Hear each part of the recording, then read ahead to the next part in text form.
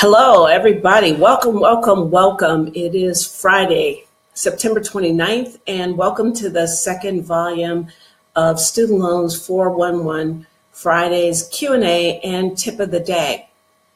We started this a week ago, which was fun. It went by so fast. And it's hard to believe that a week has gone by already and we're back here with you. But I'm not going to talk long because this is a jam-packed session. There's a lot to tell you, and I want to make sure that we finish up this particular tip of the day. So this is part 2 of the tip of the day, which started last Friday. It's called Know Your Loan. And on last Friday, we talked about private student loans. As you may recall, there are 2 kinds of student loans that you can have. One is private and one is public. So you got to make sure that you know your loan when you take out these loans and get ready to repay them, because they have different terms and conditions. So last week we told you that your private student loan is based on your creditworthiness, and your federal student loan, this is part of the tip of the day in knowing your loans, your federal student loans is based on your projected future earnings. And that is one of the major differences between federal student loans and private student loans. So the feds are thinking that you're going to get a job after you graduate, and what you earn will be used to pay back your student loans. And the private student loans expect you to pay back your student loans no matter what you earn or what job you take. So the important part of this tip is that federal student loans assume that there is some correlation between the cost of your degree and what you expect to earn.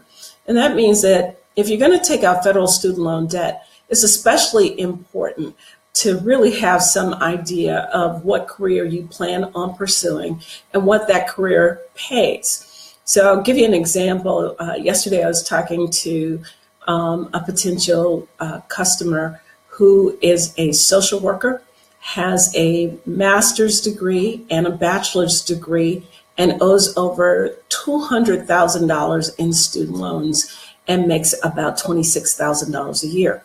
And so that's one of those cases where you can see that the relationship between the cost of the degree and what you earn are not correlated.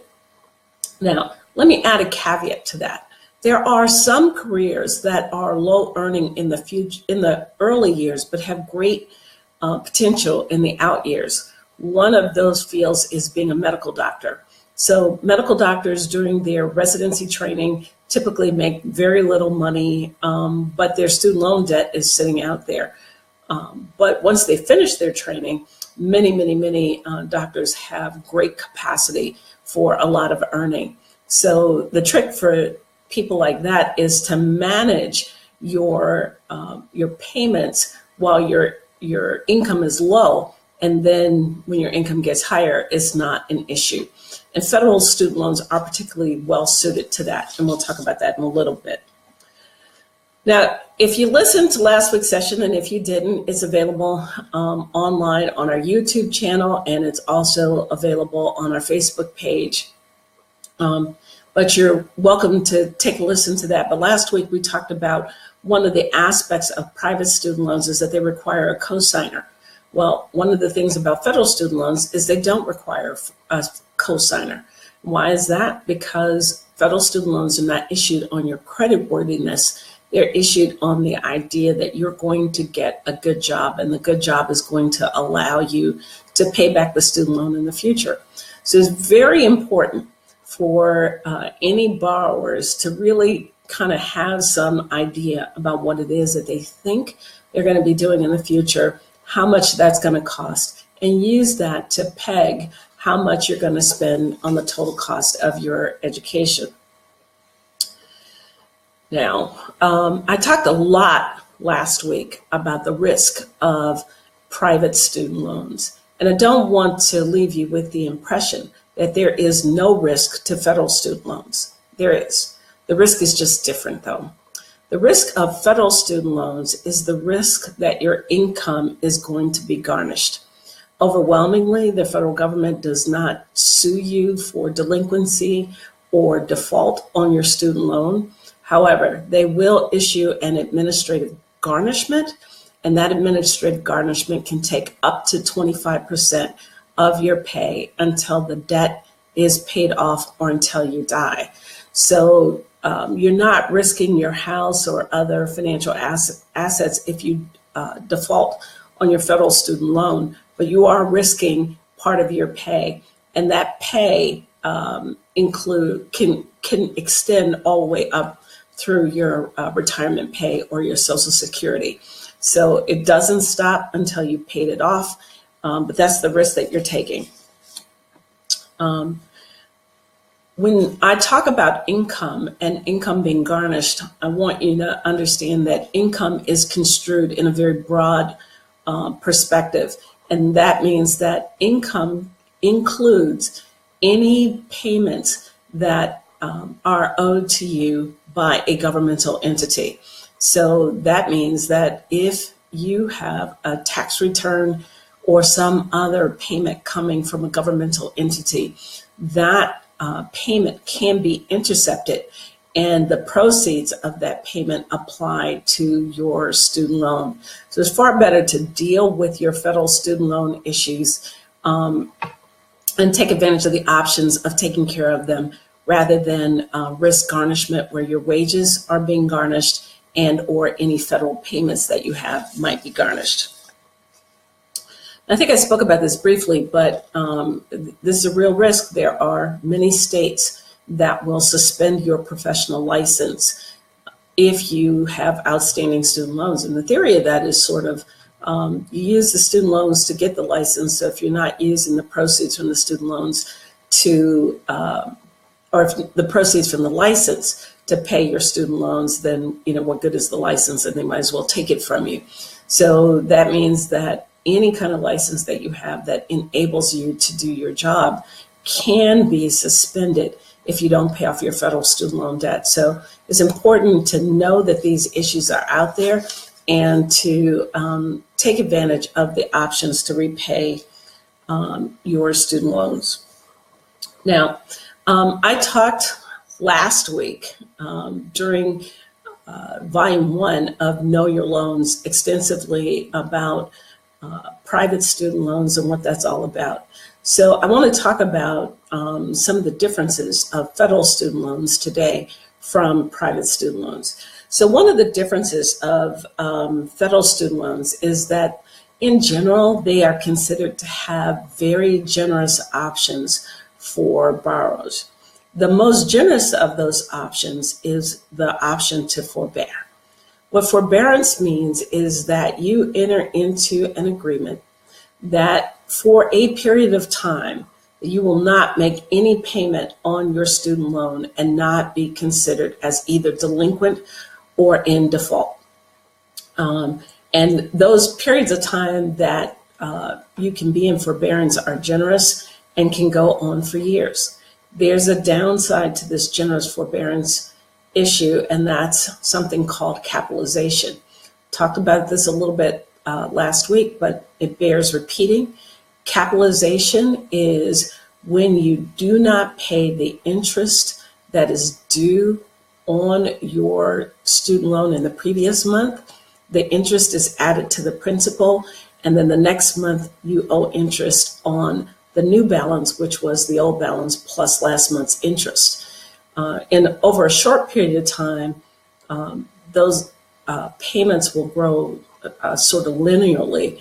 But if you take advantage of the longest periods of time that you can be in forbearance, you'll actually see some geometric growth to your loan balance. So while forbearance is out there and it's a generous benefit, it's sort of like salt. You should use it sparingly, because we all know that if you put too much salt in a meal, it ruins it, just like too much forbearance will ruin your student loan balance if you use it too often. Another really nice feature of federal student loans is that they offer income-based repayment plans. And what that means is since 2007, if you have federal student loans, you can enter into an agreement where you can repay your student loans based on your income and your family size. There are two flavors of that program. One is called the Public Service Loan Forgiveness. And what that means is if you are an employee of a federal, state, local governmental entity, a 501c3, or a state chartered not-for-profit, you can pay your student loans capped at 10% of your adjusted gross income for 10 years. And at the end of 10 years, you are forgiven, and your forgiveness includes principal and interest, and the forgiveness is tax-free. And that's been true since 2007. So that means that if you join the plan on its earliest date, October 1st, 2007, and have made all 120 of your payments on time, you're going to be eligible for discharge of those loans, assuming that you have complied with all of the program options. The second part of this is, well, what if I don't work in the public sector? Am I eligible for loan forgiveness? The answer to that is yes, but the program is different. So if you work for anybody other than federal, state, local government, 501c3, or state chartered not-for-profit, you are entitled to enter into an income-based repayment program. It will cap your payments at 10% of your adjusted gross income. And at the end of 20 years, you'll be forgiven, but you do have to pay tax on that forgiveness.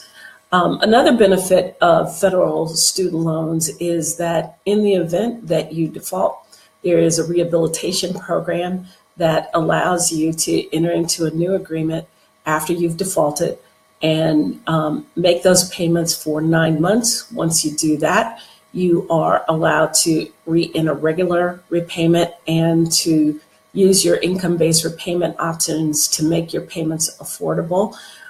So that is an option that you have under federal student loans that you don't have under state student loans or under private student loans.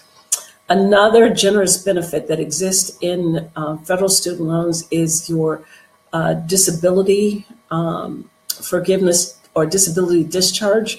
If you become permanently and totally disabled, and that disability is expected to last 5 years, or if you are pronounced terminally ill, you are entitled to apply to have your student loans discharged based on that disability or the diagnosis of terminal illness.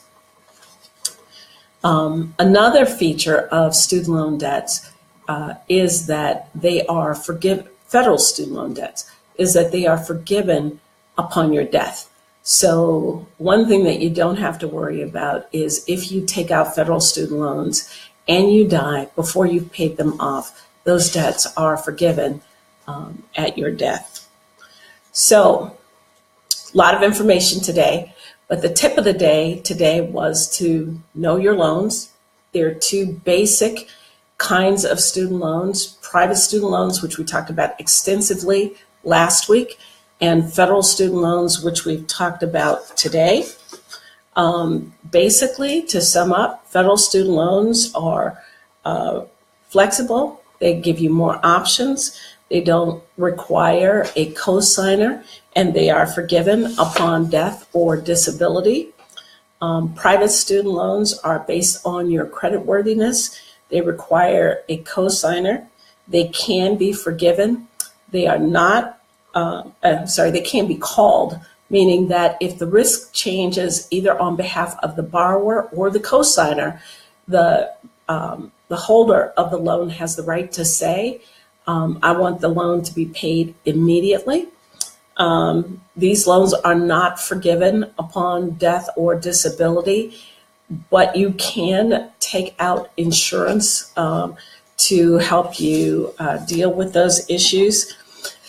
So I told you last week, 15 minutes goes by really quickly, and it has again today. So this is the end of the second volume of our tip of the day. I want you to join us weekly, every week on Fridays at 1 o'clock Central Time. We'll come to you with the tip of the day. In the meantime, if you would, please like us on Facebook or follow us on Twitter.